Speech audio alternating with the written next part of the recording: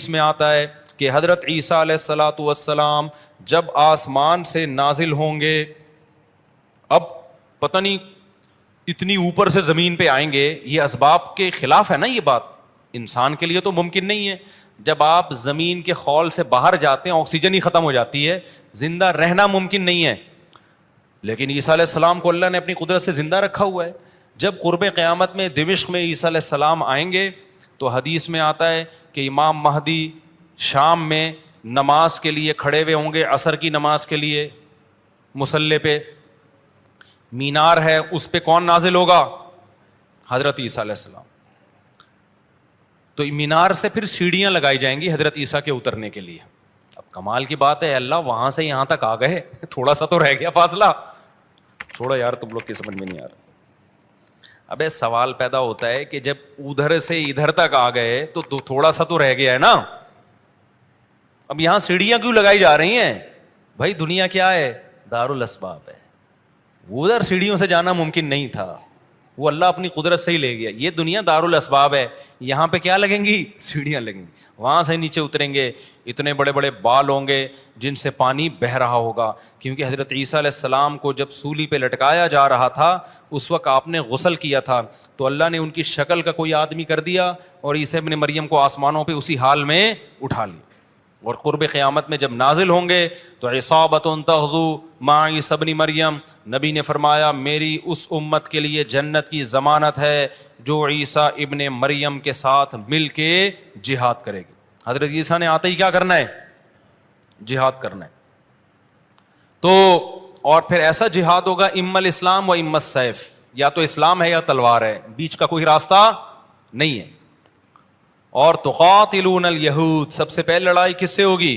یہود سے ہوگی، عیسیٰ ابن مریم کی. کیونکہ یہود نے آپ کو قتل کرنے کی کوشش کی تھی، تو اللہ تعالیٰ عیسیٰ ابن مریم ہی کے ذریعے ان سے انتقام لیں گے. خیر، اب ایسا نہ ہو کل کوئی امام مہدی آ جائے. آج کل مارکیٹ میں امام مہدی کے نام پہ منجن ہے، ہر تھوڑے دن میں کوئی مہدی. میرے والد صاحب ایک واقعہ بتایا کرتے تھے، ہماری محلے کی مسجد میں نا ایک آدمی بہت نیک تھا، عبادت کرتے کرتے نا اس کی کھوپڑی گھوم گئی اوپر سے. بعض لوگ بہت زیادہ عبادت کرتے ہیں، دماغ خشک ہو جاتا ہے، خوراک ہوتی نہیں ہے، ہنسی مزاح کی کوئی بات ہی نہیں ہوتی، تو اوپر سے سیٹنگ کیا ہو جاتی ہے؟ آؤٹ. تو اس کی سیٹنگ آؤٹ ہو گئی. برا نہیں تھا وہ، میرے والد صاحب کے پاس آیا، کہنے لگا، میرے والد صاحب کو لوگ حافظ صاحب کہتے تھے، حافظ صاحب ایک بات آپ سے کرنا چاہتا ہوں، آپ ذرا نیک آدمی لگ رہے ہیں، صرف آپ سے کروں گا، کسی اور سے نہیں. والد صاحب نے کہا کیا؟ کہتے ہیں مجھے نا کچھ الہامات ہو رہے ہیں کہ امام مہدی میں ہی ہوں. والد صاحب ہمیں یہ واقعہ سنا رہے تھے، کہتے ہیں کہ میں نے اس سے کہا کہ بس مجھے بتا دیا، میرے علاوہ کسی کو قطعاً نہیں بتانا، ورنہ حالات کا میں ذمہ دار، کوئی بھی پیل دے گا. صحیح ہے نا؟ تو بس یہ مجھے بتا دیا نا، بس یہ ہم دونوں کے راز کی بات ہے اور اللہ کو پتہ ہے، کسی تیسرے کو بتانے کی بالکل بھی ضرورت نہیں. پھر والد صاحب نے اس کو بولا بھائی تو تھوڑا سا وظائف نہ کم کر دے، تھوڑا سا نارمل لائف میں آ جائے، انسان کا بچہ بن جا، تیری کھوپڑی کیا ہو رہی ہے سیٹنگ آؤٹ. تو بہت سے امام مہدی اس چکر میں بنے ہیں، ہوتے نہیں ہیں. تو جب امام مہدی نے آنا ہوگا نا تو سب سے پہلی بات یہ کہ وہ مہدی ہونے کا دعویٰ نہیں کریں گے، ان کو لوگ کہیں گے کہ آپ مہدی ہیں. ان میں علامتیں دیکھ کے علماء ان سے خود کہیں گے، سارے پیچھے پڑ جائیں گے کہ آپ مہدی ہو. سمجھتے ہو کہ نہیں سمجھتے ہو؟ تو جو خود سے مہدی ہونے کا دعویٰ کرے وہ تو مہدی ہو ہی نہیں سکتا. اور جب امام مہدی ہوں گے تو عیسیٰ ابن مریم نازل ہوں گے. جس کے دور میں عیسیٰ نازل نہیں ہو رہے اس کا مطلب وہ مہدی ہے ہی نہیں. تو حدیث میں آتا ہے حضرت مہدی مصلی پہ کھڑے ہوں گے تو حضرت عیسیٰ علیہ السلام آئیں گے تو وہ حضرت مہدی ان کو مصلی پہ آگے کریں گے کہ آپ نماز پڑھائیں. لیکن حضرت عیسیٰ علیہ السلام کس کے حوالے کریں گے مصلی؟ کہ یہ نماز آپ ہی پڑھائیں گے. کیوں؟ مجھے اللہ نے نماز پڑھانے کے لیے نہیں، مجھے کس کے لیے بھیجا ہے؟ جہاد کرنے کے لیے بھیجا ہے. میں تلوار لے کے لڑائی کروں گا، یاجوج ماجوج کو قتل کریں گے. اب یاجوج ماجوج کہاں ہیں اس کے بارے میں کوئی صحیح بات ہمارے علم میں نہیں ہے. ویسے بھی اگر ہمیں پتہ چل جائے کہاں ہیں تو وہ دریافت ہو جائیں گے نا. اور قرآن کہتا ہے قرب قیامت سے پہلے وہ دریافت بولو نہیں ہو سکتے. تو اللہ نے چھپا دیا ہے ان کو. جب چھپا دیا ہے تو چھپایا ہے اس لیے کہ پہلے نہ پتہ چلے کدھر ہے. کچھ لوگ کہتے ہیں یہ چائنیز ہیں، کوئی بھروسہ نہیں ہے ویسے لگتا ہے کہ شاید ہو، کیونکہ وہ جو ذوالقرنین نے دیوار بنائی تھی نا سیسا پلائی ہوئی اور پہاڑوں کے پیچھے دھکیل دیا تھا اور پھر بڑی تعداد ہو گئی ان کی، حدیث سے پتہ چلتا ہے شاید وہ، لیکن بہرحال کوئی یقینی بات نہیں ہے. تو یاجوج ماجوج ایک بڑی طاقتور قوم ہوگی جس کو حضرت ذوالقرنین نے سورہ کہف میں اس کا بھی تذکرہ ہے، پہاڑوں کو بند کر کے ان کو دھکیل دیا, کہیں چھپا دیا ان کو, تو قرب قیامت میں وہ نکلیں گے اور پھر دنیا میں تباہی مچائیں گے, اور پھر ان کو کون قتل کرے گا؟ حضرت عیسیٰ علیہ السلام. تو وہ ابھی نہیں نکلیں گے, جب نکلیں گے تو ان کا ابھی دریافت بھی نہیں ہو سکتے وہ. باقی وہ کچھ کہتے ہیں مریخ میں, کچھ کہتے ہیں کہاں ہیں, ہمیں نہیں پتہ کہاں ہیں. بہرحال بظاہر تو لگتا ہے زمین میں ہی ہے, کیونکہ ذوالقرنین جو گئے تھے مشرق اور مغرب شمال جنوب کا انہوں نے سفر کیا, اسی زمین میں کیا تھا سفر. تو واللہ اعلم. ہمیں بس اجمالی طور پر ان چیزوں پہ ایمان لانا ضروری ہے, ان کی ڈیٹیل ہمیں بتائی نہیں گئی ہے تو ہمیں ڈیٹیل میں جانے کی اجازت نہیں ہے. باقی قیاس آرائیاں ہوتی ہیں, صحیح بھی ہو سکتی ہیں, غلط بھی ہو سکتی ہیں. دوسرا واقعہ اس میں اللہ نے حضرت موسیٰ علیہ السلام کا بیان کیا, مختصر بیان کر دیتا ہوں. صحیح بخاری میں ہے کہ بنی اسرائیل نے حضرت موسیٰ علیہ السلام سے پوچھا کہ اس وقت دنیا میں سب سے بڑا عالم کون ہے؟ موسیٰ علیہ السلام نے فرمایا میں. کون ہے؟ میں. بات بالکل صحیح تھی, لیکن اللہ کو یہ انداز پسند نہیں آیا, کیونکہ اللہ کو انسان میں پسند نہیں ہے کہ میں یہ ہوں, میں یوں. بال ہوگا نا تکبر سے دماغ خراب ہو جاتا ہے, میں کر کے, میں نے یہ کیا تو میں نے یہ کیا. کھوپڑی ان کے اوپر کی کیا ہو جاتی ہے. ہم جب بچپن میں سوئمنگ سیکھتے تھے نا, تو اب جیسے ہمارے کسی دوست نے کسی کو تھوڑی سی سوئمنگ سکھائی, یوں کر, اب وہ یوں کر رہا ہے نا تو اس کو آ گئی, تو دوسرا بار بار کہہ رہا ہے یہ میں نے بتایا ہے. اب وہ اس کو آ گئی نا, یہاں سے وہاں چلا گیا, کہہ رہا ہے یار دیکھو میں یہاں سے گیا, مفتی مولانا صاحب یہاں سے وہاں نکل آیا. دوسرا کیا کہہ رہا ہے؟ میں نے بتایا تھا. ہر جگہ وہ میں نے بتایا تھا. میں نے کہا بس کر یار, تو نے بتایا تھا ٹھیک ہے, وہ ایک دفعہ ہو گیا نا. تو یہ جو میں ہے نا, میں نے کیا ہے, یہ اللہ کو پسند نہیں. اب موسیٰ علیہ السلام چونکہ اللہ کے بڑے برگزیدہ پیغمبر ہیں, تو بڑے لوگوں کی چھوٹی سی خطا بھی اللہ کی نظر میں بہت بڑی خطا ہوتی. تو اللہ نے موسیٰ علیہ السلام سے کہا کہ بھئی کہنا یہ چاہیے تھا کہ اللہ کا علم سب سے زیادہ ہے, اللہ کی طرف پھیرنا چاہیے تھا. تو اللہ نے موسیٰ علیہ السلام سے کہا کہ جاؤ, ایک بندہ ہے میرا خضر, اس کے پاس جاؤ, اس کو ہم نے کچھ ایسے علوم دیے ہیں جو آپ کے پاس نہیں ہیں. حضرت موسیٰ اپنے خادم کو لے کے نکل گئے. بھئی اللہ نے حکم دیا ایک جگہ جانا ہے. ان کا نام کیا تھا؟ خضر. وہ پیغمبر تھے یا نہیں تھے اس میں اختلاف ہے. پیغمبر تھے تو ہمارا ایمان ہے, ورنہ کوئی اللہ کے ولی تھے, لیکن موسیٰ علیہ السلام سے افضل نہیں تھے وہ. اب جب موسیٰ علیہ السلام ان کے پاس گئے ہیں, وہاں پہنچے ہیں, تھکاوٹ سے حال, وہاں جا کے کہا کہ اللہ نے مجھے حکم دیا ہے کہ میں آپ کے پاس کچھ ٹائم گزاروں اور آپ کے ساتھ سفر کروں. تو حضرت خضر علیہ السلام نے فرمایا کہ انک لن تستطیع معی صبر, اے موسیٰ تو میرے ساتھ صبر نہیں کر سکتا, تو نہیں کر سکتا صبر. انہوں نے کہا بھائی میں صبر کروں گا, مجھے کس نے حکم دیا ہے؟ اللہ نے. میں وعدہ کرتا ہوں صبر کروں گا. تو خضر علیہ السلام نے کہا اچھا, موسیٰ علیہ السلام کے ساتھ ان کے خادم بھی تھے, تو خادم رکھنا بھی کوئی برا نہیں ہے. اگر کسی نے کوئی خادم رکھا ہوا ہے, وہ خادم اس کی جوتے اٹھا رہا ہے, اس کے کپڑے دھو رہا ہے, اس کی خدمت کر رہا ہے, تو یہ کوئی تکبر میں نہیں آتا. سمجھتے ہو کہ نہیں سمجھتے؟ تو موسیٰ علیہ السلام کے بھی خادم تھا, علماء کے پاس بھی خادم ہوتے ہیں, اور گھروں میں جن کے پاس پیسہ ہے وہ ملازمت پہ خادم رکھتے ہیں, نوکر رکھتے ہیں. یہ صحابہ سے بھی ثابت ہے, تابعین سے بھی ثابت ہے. تو یہ عمل تکبر میں داخل نہیں ہے, بلکہ اللہ نے جس کو پیسہ دیا ہے تو وہ سہولتیں حاصل کرتا ہے نا, اچھا کھاتا ہے, اچھا پہنتا ہے, تو گھر میں ملازم بھی رکھ سکتا ہے وہ. تو اب کیا ہوا ہے کہ نبی حضرت موسیٰ علیہ السلام جب ان کے پاس گئے تو انہوں نے کہا آپ صبر نہیں کر سکتے. موسیٰ علیہ السلام نے وعدہ کر لیا بھائی میں پکا صبر کروں گا. جلدی جلدی واقعہ سنا رہا ہوں. سفر کیا, خادم بھی ساتھ, حضرت موسیٰ بھی ساتھ, اور خضر علیہ السلام بھی. کشتی میں بیٹھے, جب کشتی سے اترنے لگے تو حضرت خضر نے اس کشتی کا پھٹا پھاڑ دیا, اس کو عیب دار بنا دیا. موسیٰ علیہ السلام نے فرمایا لقد جئت شیئا امرا, غلط کیا آپ نے. ایک آدمی ملا ہے, وہ ہمیں کشتی میں بٹھا کے لے گیا, بلا وجہ اس کی کشتی آپ نے کیا کر دی ہے بھائی؟ نہ کوئی اس سے جھگڑا ہوا ہمارا, نہ کوئی, بلا وجہ ایک مزدور آدمی, اچھا بھلا آدمی, کشتی کو آپ نے توڑ تاڑ دیا, ایک پھٹا نکال دیا تھا اس کا. حضرت خضر نے کہا کہ میں نے کہا نہیں تھا کہ آپ میرے ساتھ صبر نہیں کر سکتے. حضرت موسیٰ نے کہا میں معذرت چاہتا ہوں, اور آپ اب مجھ پہ زیادہ مشکل حکم نہ دیں مجھے. ایک دفعہ ہر انسان سے غلطی ہو جاتی ہے, میں اپنی غلطی کا اعتراف کرتا ہوں, پکا وعدہ کرتا ہوں آئندہ کوئی اعتراض نہیں کروں گا. پھر آگے گئے ہیں, ایک لڑکا آیا, نوجوان لڑکا, خضر علیہ السلام نے اس کو قتل کر دیا. قال اقتلت نفسا زکیۃ بغیر نفس. حضرت موسیٰ نے کہا ایک اچھا بھلا لڑکا, کوئی گناہ نہیں ہوا اس سے, انسانی جان کا قتل اتنا بڑا جرم ہے, ایویں ہی بندہ مار دیا آپ نے, بھائی بندہ ہی مار دیا آپ نے.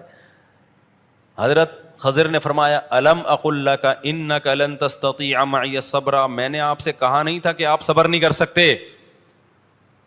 حضرت موسیٰ نے کہا 2 دفعہ غلطی ہو گئی مجھ سے, تو اب کیا ہے, ان سألتک عن شیء بعدہ, اب میں اپنی سزا خود بتا رہا ہوں. اگر میں نے اب آپ سے اعتراض کیا نا, سوال پوچھا, تو ھذا فراق, ان سألتک عن شیء بعدہ فلا تصاحبنی, تو آپ پھر مجھے اپنے ساتھ نہیں رکھیے, میری سزا یہ ہے کہ میں واپس چلا جاؤں گا بس. آگے گئے ہیں, ایک بستی میں ٹھہرے, ابھی یہ مسافر تھے, زاد راہ ختم ہو گیا, تو بستی والوں سے کہا بھائی ہم مسافر ہیں, ہمارے لیے کوئی کھانے پینے کا انتظام ہو جائے, سر چھپانے کی جگہ ہو جائے. بستی والے 1 نمبر کے کیا تھے, کنجوس. نالائقوں کو اتنا بھی خیال نہیں کہ یار مسافر لوگ ہیں تو چلو ان کو ٹھکانہ دے دو, انہوں نے کہا نہیں, وی آر سوری. حضرت خضر نے دیکھا ہے کہ ایک دیوار ہے گرنے والی ہے, اس کو سیدھا کر دیا, مضبوط, گرنے سے بچا لیا اس کو. موسیٰ علیہ السلام نے کہا وہ بندے جنہوں نے کچھ نہیں بگاڑا تھا آپ کا, ان کی کشتی توڑ دی. وہ نوجوان جو بیچارہ آیا سلام کیا, اس بندے کو ہی مار دیا. اور جو نالائق ظالم لوگ, 1 نمبر کے کنجوس لوگ, نہ کھلا رہے ہیں نہ مہمانوں کا اکرام کر رہے ہیں. پیغمبروں کے تو چہروں پہ ویسے ہی بڑا نور ہوتا ہے کہ نہ ان چہروں کا خیال کر رہے ہیں, ان کی دیواریں کیا ہو رہی ہیں, بستی کی دیواریں ٹھیک ہو رہی ہیں. موسیٰ حضرت خضر نے فرمایا ھذا فراق بینی و بینک, اے موسیٰ تیرا راستہ الگ اور میرا راستہ الگ. حدیث میں آتا ہے نبی صلی اللہ علیہ وسلم نے جب یہ واقعہ سنایا, اور قرآن میں بھی ہے, تو آپ نے فرمایا اللہ موسیٰ پر رحم کرے, اگر صبر کر لیتے تو اور بھی کچھ واقعات ہمارے سامنے آ جاتے. لیکن علماء نے بیان کیا ہے کہ یہاں موسیٰ کا صبر نہ کرنا ہی موسیٰ کے موسیٰ ہونے کی دلیل ہے, کیونکہ پیغمبر جس چیز کو غلط سمجھتے ہیں اس پہ خاموش نہیں. پیغمبر کا مزاج ایسا ہوتا ہے کہ غلط دیکھ کے ان سے نہیں برداشت ہوتا. صورتاً تو یہ عیب ہے, لیکن حقیقت میں کیا ہے, کیونکہ خضر علیہ السلام کو اللہ نے لوگوں میں تبلیغ کے لیے نہیں بھیجا تھا. لوگوں میں تبلیغ کے لیے کس کو بھیجا ہے, موسیٰ کو. تو موسیٰ غلط, کوئی بھی چیز غلط لگے گی نا, موسیٰ سے برداشت نہیں ہوتی کہ بندہ مار دیا, ٹھیک ہے نا. تو یہ ان کا, اللہ نے اس میں یہ بھی بتایا کہ پیغمبروں کے دل میں نہیں علی المنکر کا جذبہ کتنا زیادہ ہوتا ہے, کہ وعدے کر کے بھی ٹوٹ رہے ہیں ان سے وعدے. پھر وہ خضر علیہ السلام نے بتایا کہ جو پہلے کشتی تھی نا جس کو میں نے توڑ دیا, تو اللہ نے مجھے یہ بات بتائی تھی. اللہ بعض دفعہ کسی پہ وحی کر دیتے ہیں, بتا دیتے ہیں. یہ بتایا تھا کہ آگے ایک بادشاہ ہے جو عیب دار کشتیوں کو چھوڑ دیتا ہے اور صحیح کشتیوں پہ قبضہ کر لیتا ہے. تو میں نے اس کشتی کو عیب دار بنا دیا. یہ ایک پھٹے کا نقصان, چھوٹا نقصان ہے. اگر میں اس کو عیب دار نہ بناتا, آگے بادشاہ نے اس ملاح کی کشتی پہ قبضہ کر لینا, تو وہ بڑا نقصان تھا. تو میں نے بڑے نقصان سے بچانے کے لیے کیا کر دیا, چھوٹا نقصان. دوسرا یہ کہ وہ جو نوجوان آیا جس کو میں نے قتل کر دیا, وہ اتنا نیک تمہیں لگ رہا ہے, وہ نیک ہے نہیں. اس نے اپنے بڑے ہونے کے بعد, اللہ نے کے علم میں یہ بات تھی, اللہ نے مجھے وحی کر کے بتایا کہ یہ بڑے ہونے کے بعد اپنے ماں باپ کو بے انتہا ستاتا. ایسی بھی نافرمان اولادیں ہیں جنہوں نے اپنے ماں باپ کو قتل کیا ہے, تو اللہ نے حکم دیا کہ اس کو قتل کر دو, اور پھر اللہ اس کے بدلے میں ان کو نیک صالح اولاد دے گا. اس کے بدلے میں اللہ کیا دے گا ان کو, نیک صالح اولاد. اب میں اس میں سبق کیا ملتا ہے یہ میں آخر میں بتاتا ہوں. تیسری بات یہ کہ وہ جو کنجوس لوگ تھے نا, جن کا یہ تھا کہ دیوار گرنے والی تھی تو سیدھی کر دی, اس دیوار کے نیچے یتیموں کا خزانہ تھا, اور ان یتیموں کا والد کانا ابوہما صالحا, نیک آدمی تھا جس کی ڈیتھ ہو گئی, جس کی موت ہو گئی. وہ والد اپنے بچوں کے لیے اس دیوار کے نیچے خزانہ دفن کر کے گیا تھا. بچوں کو پتا ہے بچے بڑے ہوں گے خزانہ نکال لیں گے, یہ دیوار اگر آٹومیٹیکلی گر جاتی تو قوم خزانہ چوری کر کے کھا جاتی. دیکھنے میں تو لگ رہا ہے اس قوم کو فائدہ پہنچایا, حقیقت میں کیا کیا ہے, نقصان. ان یتیموں کا مال بچایا ہے میں نے. اس سے کیا پتہ چلتا ہے, دیکھو اب ایسا نہ ہو کہ آپ کوئی خضر علیہ السلام بننے کی کوشش کریں, یا کوئی آج پیر صاحب آ جائیں, بندے کو تھپڑ لگا دیا, قتل کر دیا, ابے کیوں مارا, مجھے خواب آیا تھا کہ بہت 2 نمبر آدمی ہے یہ. شریعت اب مکمل ہو چکی ہے, اب گواہیوں کے بغیر نہ کسی کو قتل کرنے کی اجازت، نہ کسی کی دیوار گرانے کی اجازت، نہ کسی کے پھٹے کشتیوں کے توڑنے کی اجازت ہے. کسی کو اس کی اجازت نہیں ہے، بلکہ شریعت نے ایک لا بتا دیا ہے. یہ تو اللہ نے بتا دیا کہ پچھلی امتوں میں اللہ نے ایسے معاملات بھی کیے ہیں. یہ کیوں بتایا اللہ نے؟ اس میں کیا سبق ملتا ہے؟ دیکھو ہمارے ساتھ کچھ ایسے کام ہو رہے ہوتے ہیں جو ہم سمجھتے ہیں کہ ہمارے ساتھ غلط ہو رہا ہے، لیکن اللہ کے علم میں وہ کیا ہو رہا ہوتا ہے؟ صحیح ہو رہا ہوتا ہے، ہمیں نہیں پتا ہوتا. تو جس کا اللہ پہ توکل ہوگا نا، اب جیسے جس ملاح کی کشتی حضرت خضر نے توڑ دی، وہ تو کہہ رہا ہوگا یار میری کشتی کا بیڑا غرق کر دیا، نقصان کر دیا، لیکن وہ اللہ پہ توکل کرے تو کیا کہے گا؟ بھائی اسی میں کیا ہوگی، بس اللہ کی طرف سے کچھ ہو گیا. ٹھیک ہے، ہمیں نہیں پتا کیا ہے لیکن خیر ہے، یہی سوچے گا نا. اب جن ماں باپ کا بچہ مر گیا، قتل ہو گیا، جو بے صبرے ہوں گے وہ تو ساری زندگی روتے رہیں گے، ہمارا اتنا بچہ چلا گیا دنیا سے، ہمارا بچہ مر گیا، ہمارا یہ ہو گیا یہ ہو گیا. جو صبر کرنے والے ہوں گے وہ کہیں گے بھائی شاید اسی میں اللہ کے علم میں کوئی خیر ہو. ضروری نہیں کہ بچہ بڑا ہو کے نافرمان ہو سکتا ہے کچھ بھی ہو سکتا ہے نا، کچھ بھی ہو سکتا ہے، بعد میں کوئی ایسا حادثہ ہو جائے اس کے ساتھ کہ آپ سے وہ غم برداشت نہ ہو. تو ہمیں اس میں یہ بتایا گیا ہے کہ جو بھی ہو رہا ہے، جو اللہ کے بارے میں اچھا سوچتا ہے تو سمجھو اس کے ساتھ اچھا ہو رہا ہے، جو اللہ کے بارے میں غلط سوچتا ہے تو اس کے ساتھ غلط ہو رہا ہے. حدیث میں آتا ہے اللہ تعالیٰ کہتے ہیں انا عند ظن عبدی بی، میرا بندہ میرے بارے میں جیسا گمان رکھتا ہے میں بھی اس کے ساتھ معاملات ایسے کرتا ہوں. اگر آپ کے ساتھ کچھ الٹا سیدھا ہو رہا ہے اور آپ کہتے ہیں یار جو ہو رہا ہے میرا رب میرے لیے بہتری کے لیے کر رہا ہے، تو حقیقت میں وہ کس کے لیے ہو رہا ہے؟ آپ کی بہتری کے لیے ہو رہا ہے. اور اگر آپ کے ساتھ کچھ الٹا سیدھا ہوا اور آپ نے کہا یار اللہ کو میں ہی ملا ہوں ٹینشن دینے کے لیے، تو سمجھ لو کہ واقعی آپ ہی ہیں ٹینشن کے لیے. ٹھیک ہے نا، اب اللہ آپ کو کیا دے رہا ہے؟